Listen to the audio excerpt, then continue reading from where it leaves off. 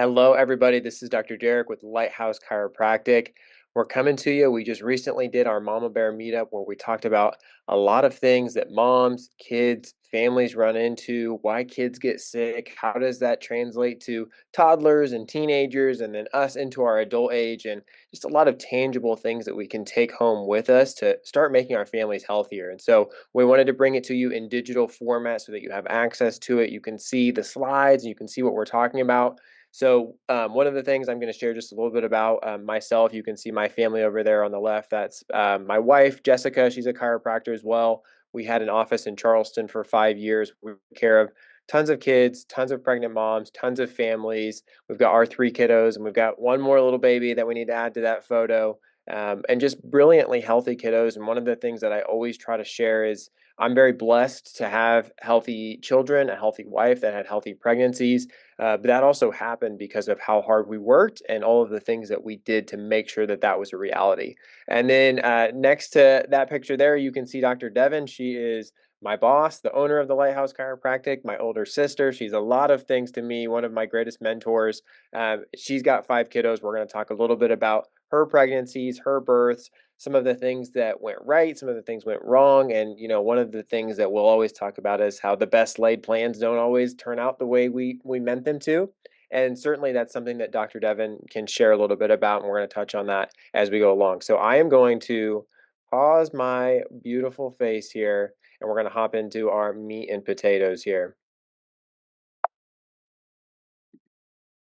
So what we like to share with parents really is we want them to have a foundation for how they view health, right? And so if we really look at it and we kind of boiled it down to three basic options, parents really have three options. They can choose the traditional medical route, and there's nothing necessarily wrong with that. We don't believe that there's anything wrong with medicine or medical doctors. You're certainly not going to hear me talk about all of the things that are wrong with medicine. We just believe that their view on health is incomplete. It's really just a piece of the puzzle. And we believe that medicine serves a time and a place. When there's an emergency, you need to go to the emergency room. Don't go to your chiropractor. So we just believe that traditional medicine, it serves a purpose, but especially when we're talking about infancy, childhood development, we believe that things happen in a sequence and that we need to make sure that that sequence is happening properly and in order instead of trying to insert ourselves with medication and things that halt natural development. We want it to happen the way that it's supposed to. Now, you look right below that, you'll see functional. And when we're talking about functional things, we're talking about integrative, holistic. A lot of patients will ask me, hey, doc, like, what are some supplements that you and your family take?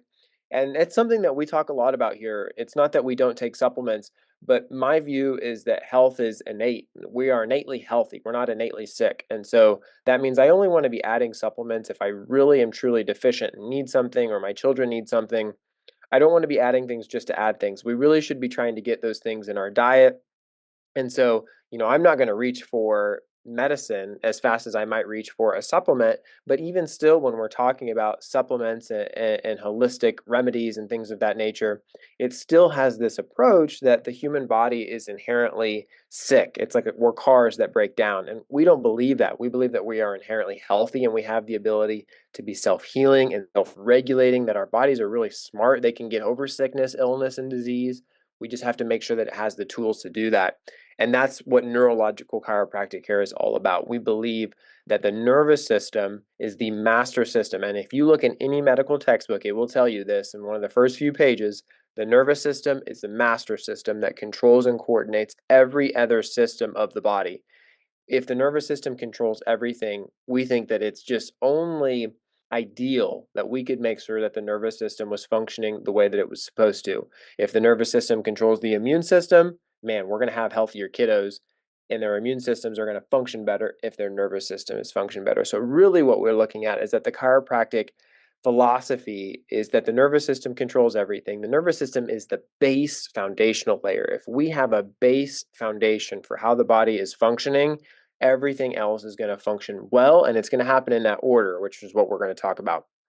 We're going to get into a fun little video first. If you were here the other night, you already know the video, so don't ruin it for everyone else. But this is an awareness test. This is an awareness test. How many passes does the team in white make?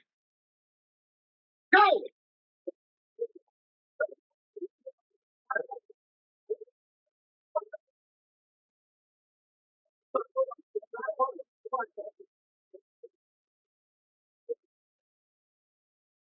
the answer is 13. But did you see the moonwalking bear?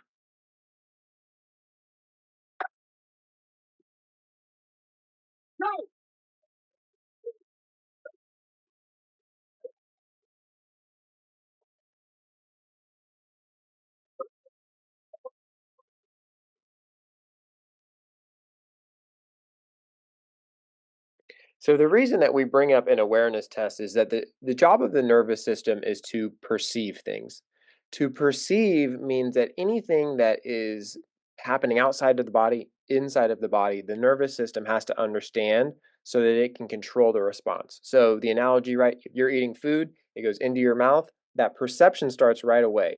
Your body's perceiving, it's tasting things, goes into your stomach. Now your stomach has to perceive what just came in. It has to send a message to the brain. The brain says, okay, here's what it is. It's food. We're going to digest it. And it sends a message back out. It's this constant communication that the nervous system is based off of. It's to the brain and back to the body. And so if we don't have the right perception, we're not going to have the right response. And this is really chiropractic in a nutshell, which is that if we have stress on the nerves and the nervous system can't work properly. It can't perceive things properly, and it's not going to have the right output. And we're going to see how in childhood this is really relevant. So one of the things that we have to talk about is how could a child ever have stress on their nervous system? How could we have these perfectly beautiful, healthy looking kiddos, but there's still something inside that's maybe not functioning properly? So what we're going to look at here is the sequence of stress and how it can lead to sickness and other chronic conditions that kiddos deal with. And the first place is during pregnancy. We all know that fertility is sometimes difficult. We know a lot of people that have probably struggled with fertility, or maybe you've struggled with it yourselves. But we can't discount the fact that stress during the prenatal period, whether it's on dad or on mom, is going to impact that pregnancy. Now, once we are pregnant, there's a lot of things that happen in the modern American system that, mom will go in. We see this all the time. Mom goes in for a 20-week ultrasound. They maybe see something that looks a little suspect. And a lot of times that just doesn't get communicated well to mom, and there's something wrong, we need to do another ultrasound. Well, now mom's going to spend the next 10 weeks stressing until she gets to that next ultrasound, and that can happen multiple times. There's other things that can happen during pregnancy that put this large stress onto mom. And again, mom and baby are sharing a nervous system right now, so we know that whatever's happening to mom, baby is experiencing as well. Now, a lot of times what we'll see that lead to is an imperfect birth. So what we're talking about medical intervention, and medical intervention can be C-section, it can be forceps, vacuum, induction. There's a lot of different things, epidurals that we experience. Now, listen, you're not going to hear me telling you that if you did one of those things that you're a bad mom or you're a bad parent. Life happens, and sometimes C-sections and those other interventions are life-saving, but a lot of times our medical system leans on them. They will use them in births when maybe it's not necessary for us to use them. So again, a lot of times we'll see a stressful pregnancy lead to a less than ideal birth, and a lot of times it's because mom is stressed. Maybe she goes into labor early, maybe not in position, and so there's a lot of things that can lead to that. But stress during birth is one of the number one things that we see kiddos in our office for. And the reality is that C-sections, forceps, and vacuums, they really just put a ton of stress on the upper part of the head and neck, right? And we're gonna watch a C-section video here in just a little bit. But one of the things that we always would tell anyone that's holding our newborn baby is to support their head and neck, right? We know that that's their lifeline. And so when you see the amount of stress that can happen during birth, and even during a vaginal birth, this can happen too. It can lead immediately to that baby having a nervous system that's already in a state of stress. And again, we see this, it's probably more than 80% that we have a clinically documented uh, medical intervention, whether it's C-seps, forceps, C-section, forceps, vacuum, um, many different things. The next thing that we're going to see is that stressed colicky baby, right? And colic is one of these things that you go into the doctor and they say, oh yeah, my baby has colic, or they tell you your baby has colic. And it's kind of this boogeyman. We don't really know, right? Why is a baby colicky? To us as chiropractors, colic is the baby telling you that something is wrong. It's not just that the baby wants to cry or wants to be fussy or doesn't want to sleep or doesn't want to latch and eat, right? It's the baby's it's a warning signal. The baby's the little blinker in your car that's telling you something is off. This is the baby doing that. A lot of times then we'll see issues with digestion, and constipation is one of the number one things that we see babies for. And again, we'll see how that relates to other developmental factors as well. But a lot of times here, and we're going to continue to see this trend, right, of a medical intervention at birth, colicky baby, leading to maybe a kiddo that's got sensory issues, ADHD, emotional outbursts. And one of the things, one of my least favorite phrases, if you've heard me say this before, is a lot of times we hear this from doctors or friends is, don't worry, they'll just grow out of it. We get told that all the time. Oh, don't worry about it. Your baby's just going to grow out of that. Your toddler's just going to grow out of that. We don't believe that kids grow out of things, they grow into something else, right? So the colicky baby turns into the kiddo that's got sensory issues or ADHD. And this is definitely a time when we see a lot of ear infections, chronic ear infections. So now we're having immune system trouble. Then we're growing up a little bit. Maybe we're an 8 to 10-year-old now, and now kiddos are maybe on the spectrum. They're extremely hyperactive if they're in school. Maybe they're struggling in school. They're not doing well. They're not playing well with other kids. And again, these seem like separate things, but we see it consistently that one just leads to the next. Now, then one of the things that I'm really passionate about is we'll see that kiddo that's 8 to 10 years old that's got sensory issues turns into a teenager who's exhausted or anxious and depressed. And um, I did some personal research in my practice in Charleston and found that about 90% of my teenagers had anxiety, depression, or both. And I don't know about y'all, but when I was a teenager, I just don't remember that. And I don't think that that's how we should spend our formative, 14 to 18-year-old years is full of anxiety and depression. I just don't think we were made that way. And I think that it's happening for a reason. And again, we see this trend of these kids turning into these anxious and depressed teens, but we can trace it all the way back to their birth. And we're not exempt from this as adults, right? We wonder why we're stressed out, why our bodies seem like they're overrun, why we get sick all the time. And the same thing is true. We can oftentimes relate it all the way back to when we were a teenager or even younger than that.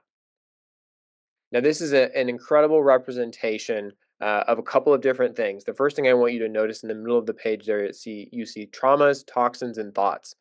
When we boil down the amount of stress that our body deals with, we can boil it down to three different things. That's thoughts, traumas, and toxins, or you can relate that to physical, chemical, and emotional stress. We deal with that type of stress every day. Physical stress, again, if we're relating it to big things, it can be as a baby, it can be that C-section, or it can be kiddos that sit in a desk all day, right? We're not made to sit in desk. Chemical stress is like the food we eat, air we breathe, medications that we take. And now there's all kinds of toxins that we run into. Chemical stress throughout the years has kind of ebbed and flowed. It's changed. There's a lot of healthy things that we can do nowadays, but a lot of times we just deal with chemical stress that's different than 20 years ago, but it's really still here. And then emotional stress. And again, emotional stress has ebbed and flowed. But if you look at what kids had to deal with, during COVID, and we look at social media and the amount of stress that kids get just from having technology around them, there's a lot more emotional stress than there used to be. But those are the big three that we look at that as chiropractors, we're trying to figure out how much of this stress has a kid or a parent or a toddler been through. Now, down there below that, what you'll see brake pedal and gas pedal. And if we look at the nervous system, there's really two major parts of the nervous system. There's a parasympathetic nervous system and sympathetic nervous system. And those make up your autonomic nervous system. Autonomic just means automatic. So think all the things that happen without you having to control it. That's what's happening inside your body. That's your autonomic nervous system. But the parasympathetic system, we call it the brake pedal because it's the calming part of your nervous system, right? That's when we feel good, our body's relaxed, you're in rest and digest. And then the other part is the sympathetic nervous system. That's the gas pedal. That's fight or flight. You're running from a bear, you get the hair standing up on the edge of your skin. Well, that sympathetic nervous system, for most people, when they're stressed, put onto that sympathetic nervous system, it gets stuck on. That's what you see there in the middle. It says stress stuck on. And then people never get out of it. They never get out of that sympathetic stress mode. Their body is constantly in fight or flight. And that leads to a lot of gut, immune system issues. The endocrine, which is your hormonal system, it gets overwhelmed.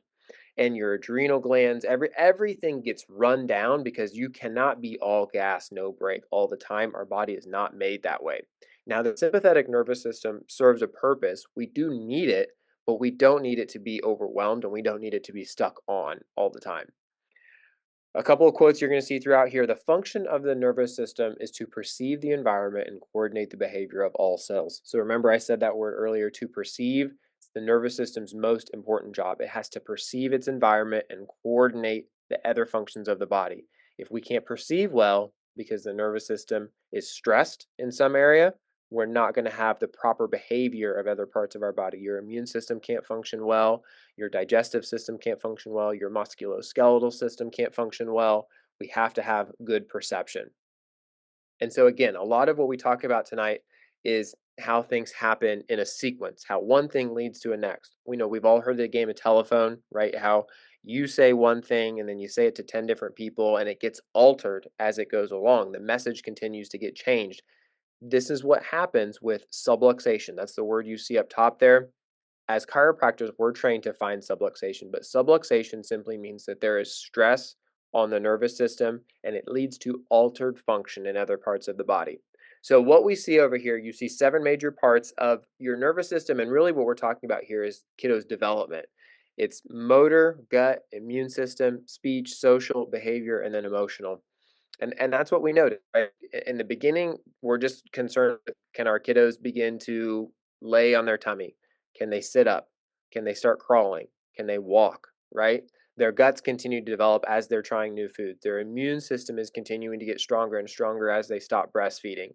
Then they learn to talk, then they learn how to be around other people in a social setting. Then they learn behavior, right? They can't just be mad whenever they want to be mad or overly happy whenever they want to be, and then they learn to control their emotions. But that happens in an order for a reason. So if we impact one of those things at the top, like the motor system, it's going to impact everything below it. That's what a subluxation is. Subluxation is a misalignment in the spine that's directly impacting the motor and the nervous system. Well, if it's impacting that, it's going to impact everything else. It's not surprising to me when a kiddo is struggling with gut issues or constipation when they have subluxations, right? When their nervous system is not functioning well. But we always have to go back to ground zero. If we go all the way down to the bottom there, right, and we talk about emotional issues and maybe we jump to our teenagers, right? So if we have that teenager that's anxious or depressed and are dealing with emotional imbalance, right?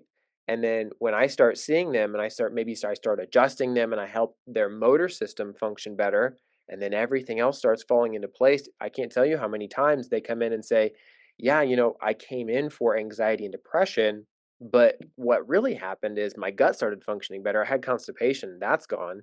Then I started sleeping well, and now I'm really noticing that my anxiety and depression is better. Again, it's because this happens in a sequence, and we can't skip this sequence. It has to happen when it doesn't, when it gets altered, when one thing gets altered, everything gets altered. The hierarchy of the neurological health and healing has three simple steps in the sequence. Autonomic nervous system first, remember that's that automatic nervous system, the motor system second, and the gut or immune system third. And really, the gut immune system is just all the rest of your organs. But again, if we don't have that proper hierarchy, we're going to have issues. We have to get back to basics to allow everything to function properly. This is just talking about the sequence of development, and really what I love about this is you get to see how much neurological development kids go through in the first year. That first year is imperative. This is why I tell people to bring their kiddos in as soon as they can, because my impact on their developing nervous system is from day one, right? But again, what we're seeing here is the nervous system is going to begin to develop first, and then our sensory pathways. Sensory pathways, it says vision and hearing, but it's other things like your feeling sense, your tactile sense. As kids are learning to cross crawl, their musculoskeletal system, that all goes into that sensory pathway. But that's the biggest system that goes first. Then it's the language system. Then it's higher cognitive function, which is your social, emotional. But it happens in that sequence. If you take out that sensory pathway first, I'm going to share a story here in just a little bit. It impacts everything down the road. I've got a kiddo that I saw who had a tough birth, and then he started missing all of his milestones, and then he wasn't talking. I mean, he was completely nonverbal. And it wasn't because he was born to be nonverbal. It's because he had skipped those sensory or early sensory pathways which led to him missing other steps in the chain. So, this algorithm that we're looking at, right? When we say we're looking at an algorithm, we're talking about how much of the stress has your body dealt with. Remember our three T's. They were thoughts, traumas, and toxins, physical, chemical, and emotional stress. We're trying to quantify how much of that have you been through so that we can figure out how much do we need to see someone? How often do we need to see someone? But the biggest question in this is, when did it occur?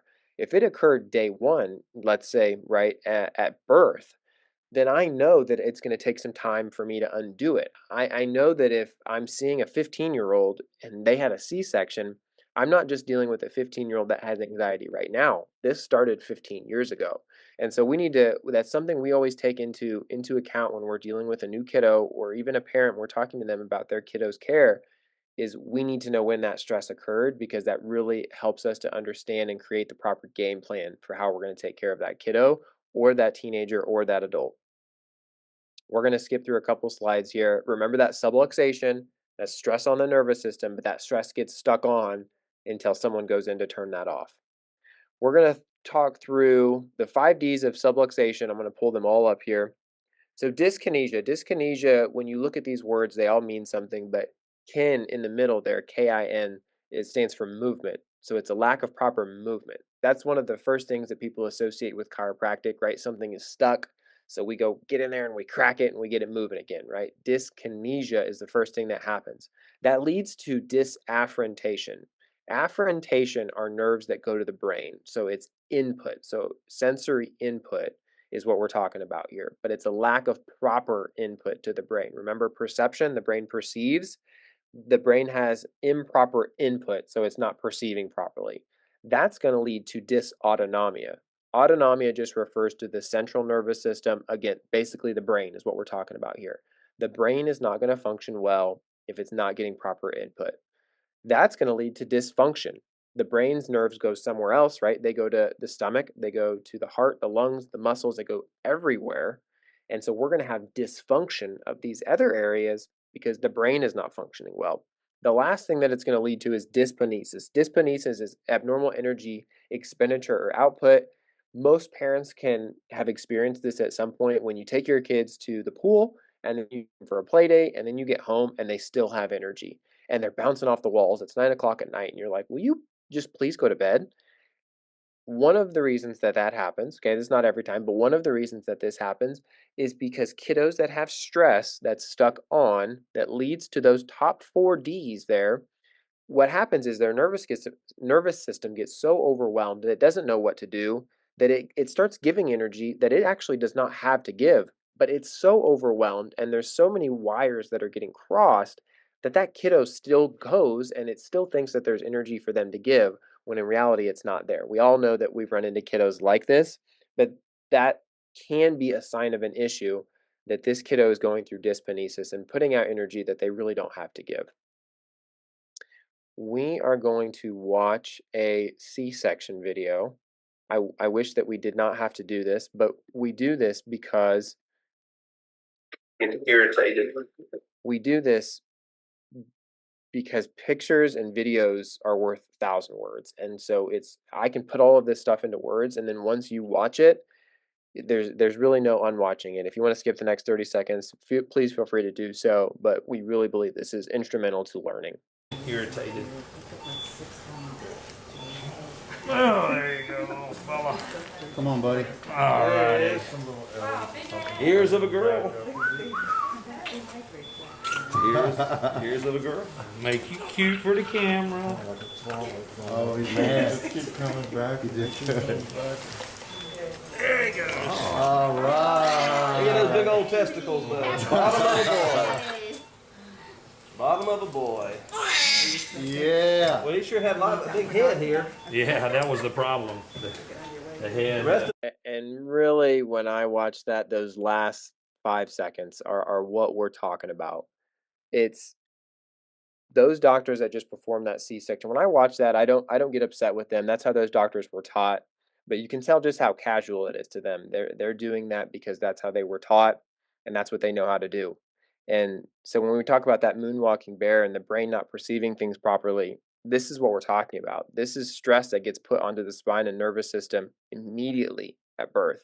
And again, I know that's hard to watch, and it's not just C-sections, right? If you're a C-section mama, don't be hurt by this, because this is all forms of birth. This can happen at a vaginal birth. This amount of stress can get put on babies, so it's not just C-sections, but it's easy to miss something that you're not looking for. If we're not talking about this, then it's easy to forget how stress on the nervous system could lead to, or how it could come from something like this.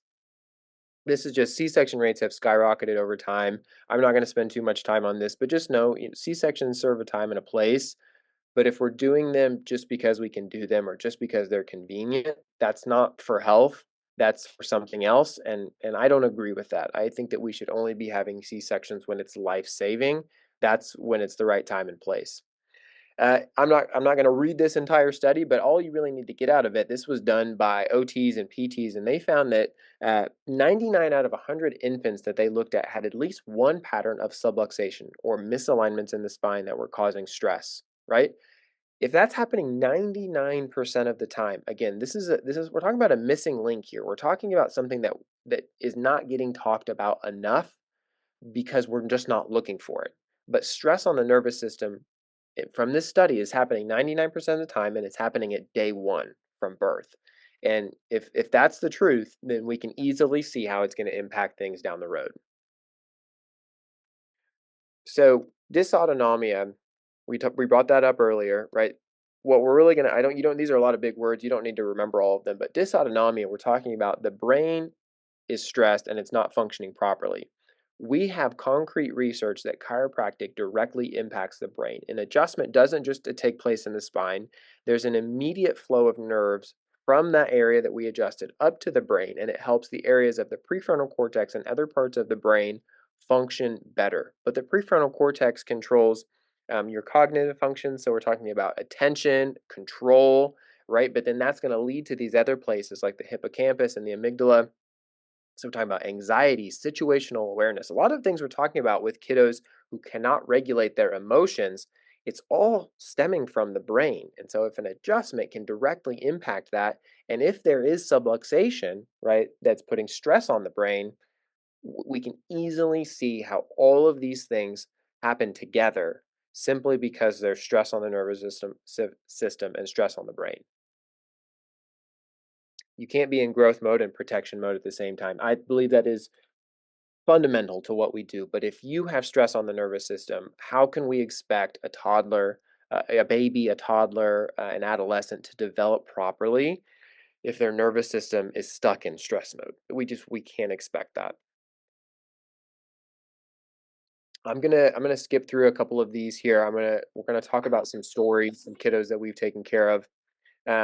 But I want to skip to a couple of them here. So this is Charlie.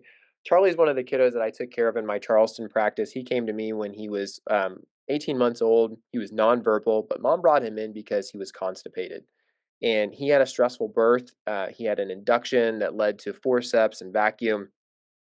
And at an early age, when they realized that Charlie was nonverbal, his doctors told mom, he's always going to be nonverbal. You're going to have to take care of him for the rest of his life, and he's always going to have to live with you. Now imagine getting that diagnosis when your child is 18 months old, and you're sitting there looking at yourself saying, "What went wrong? What happened?" And Charlie's mom was dumbfounded when all of this happened. And when she brought him in, he was constipated. That's the only reason she brought him in. But nearly immediately after he started getting adjusted, his constipation improved. But mom started noticing a plethora of other things improving as well. And again, this is like when we talk about everything we've talked about tonight, is just getting things back on track, getting that neuromotor system functioning properly, removing that subluxation and that stress on his nervous system. But one of the first improvements was just pooping, right? One of the basic necessities of life. Um, that's the improvement that we notice. Then we notice speech improvements. That's what I'm gonna pull up right now. You gonna lay like that? Come on. Okay. Put your shoes on? Put your shoes on. You can take your shoes on, that's fine. They stay on, that's okay. You wanna take them off? Take them off. That's fine. Just take them off. So that's Charlie. He was in pre-K. He's going into kindergarten. His teachers are amazed with where he's at. He's on track. And again, that's not a testament to anything I've done. It's just a testament that I've taken stress off of his nervous system and just allowed his body to get back to basics. And that's all we expect. And then, so again, we see, the stressful pregnancies that lead to stressful birth. This is Roman. This is Dr. Devon's oldest. So I'm not going to share his story. I'm going to let her do that. But what you need to know is Roman's birth didn't go the way Dr. Devon planned. And it took years for her to begin putting things together, all the things we've talked about tonight. And really, this is the reason why we do this, is so more people know. I just want more people to know that they can be heard. There are answers out there for them. Um, Roman is brilliantly healthy now, but it doesn't mean that he didn't go through his struggles early on after a really stressful birth. And again, what we see after that stressful birth that led to issues for Roman as a baby, right? Leads to immune system issues for toddlers. Then we get to class, right? And these are the common things we see: emotional outbursts, sensory processing challenges, kiddos just not doing well in school. And then after, right? After we don't fix them, but after we help their nervous system start to regulate, their emotional regulation is better. They're focused in class. They're not having these outbursts. They're straight A students, and teachers are asking parents, "What are you doing different?" And literally, the only thing is that they're seeing a chiropractor and that they're helping their nervous system get back on track, and they're taking stress off of their nervous system. And again, I'm so passionate about this, but we love seeing teenagers. I just can't stand to see kiddos that are 14, 15, 18 years old struggling with anxiety and depression. That's just not how the body was made. And so much of what we do is just tracing this back to when they were kiddos, when they, what their births were like. And moms are really surprised when we ask them these questions, that they can trace those steps back and go, "Oh my gosh, you're right." Like, they have constantly just had a stressful event at each age or each developmental milestone, and we're able to trace a lot of this back to the stress that they experience as babies. So these are our action steps, and this is for everyone. If you're a mom that's never heard this story before and you don't live in Wichita, let me help you find a chiropractor, somebody that can take care of you and your kiddo's nervous system. But the first thing, right, is to see if we can help you, right? Me or another chiropractor, somebody that I find for you.